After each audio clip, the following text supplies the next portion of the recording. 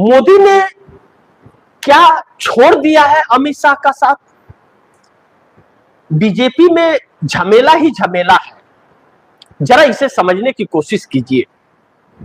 मोदी और शाह के बीच कुछ टकराव चल रहा है, क्योंकि जो पैलेट गन पर एफआईआर हुआ, राहुल गांधी ने करवाया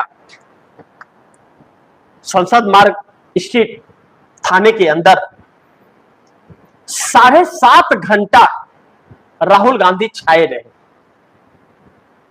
हर जगह चर्चा राहुल गांधी की, और राहुल गांधी को हीरो बना दिया, जो एक सामान्य सी बात थी। तो पहले रोक दिया गया और बाद में बात मान लिया गया। बात इसलिए मान लिया गया कि कई राज्यों से खबर आने लगी कि अब लोग धरने प्रदर्शन करने लगे और अलग अलग जगह पर नारेबाजियां होने लगी, सड़कों को उतर उतर करके।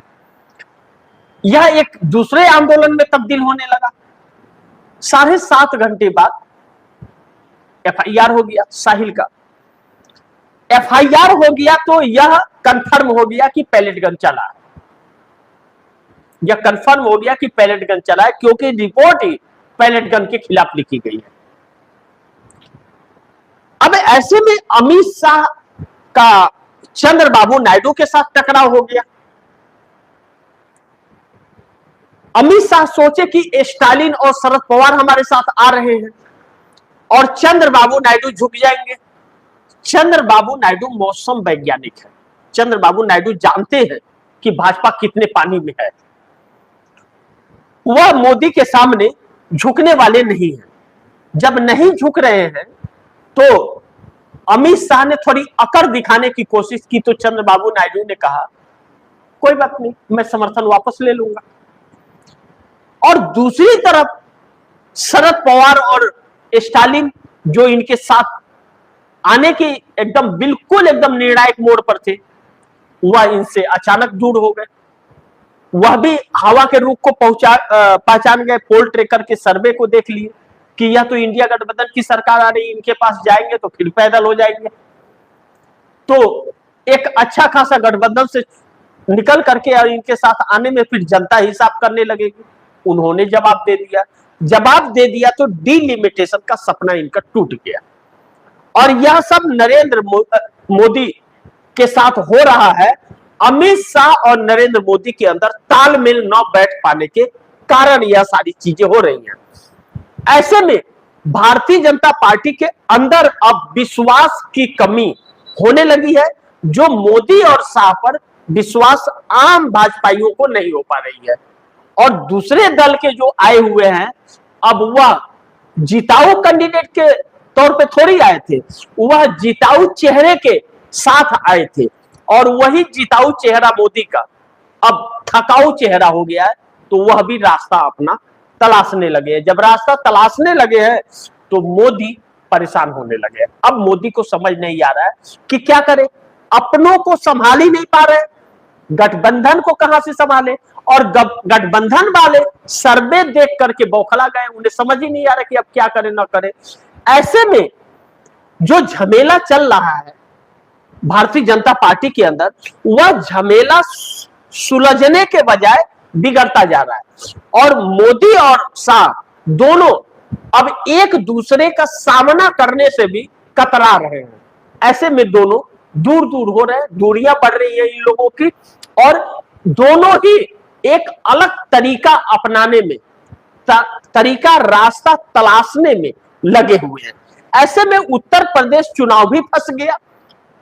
अब उत्तर प्रदेश चुनाव के अंदर 58% जनता एनडीए के खिलाफ हो गई है और 19% नाराज है। तो कैसे बनेगा सरकार उत्तर प्रदेश में?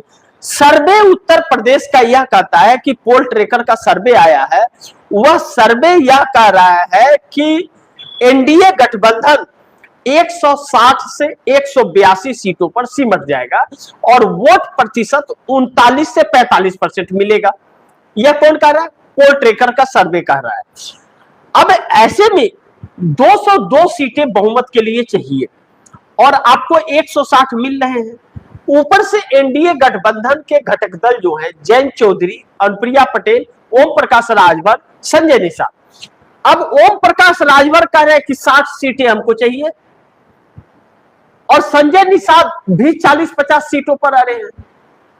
ऐसे में जयंत चौधरी कितने सीट लेंगे? अगर ओम प्रकाश राजभर 60 सीट मांगेंगे तो जयंत चौधरी तो 100 सीट मांगेंगे। और अनुप्रिया पटेल कितनी सीट मांगेंगी, जो मिर्जापुर वाराणसी वाले क्षेत्र में आती है? तो वह भी एक अलग नया तरीका निकालेगी। तो भारतीय जनता पार्टी के पास कितनी सीट बचेगी? अब ऐसे में किसे कितनी सीट मिलेगी नहीं मिलेगी यह तो बात की बात है, लेकिन एनडीए गठबंधन मिलकर के 160 से ऊपर नहीं आ रही है। और बहुत अगर बढ़ गई, परिवर्तन आ गया, गुस्सा में कमी आ गया लोगों के, तो 182 हो जाएगी। लेकिन यह सर्वे जो हुआ था, यह सर्वे इस सरकार को इसलिए चौंका। यह सर्वे 12 जून से 13 अगस्त तक का सर्वे है। यह 12 जून से 13 अगस्त के बीच का सर्वे है, उस वक्त हुआ था। उस वक्त अभी जनता जग रही थी, पूरी तरह से जगी नहीं थी। और जो 20 जुलाई को छात्रों के साथ हुआ, उसके बाद जनता पूरी तरह से जग गई है। यानी कि 100 से 150 के अंदर एनडीए गठबंधन सिमट सकता है।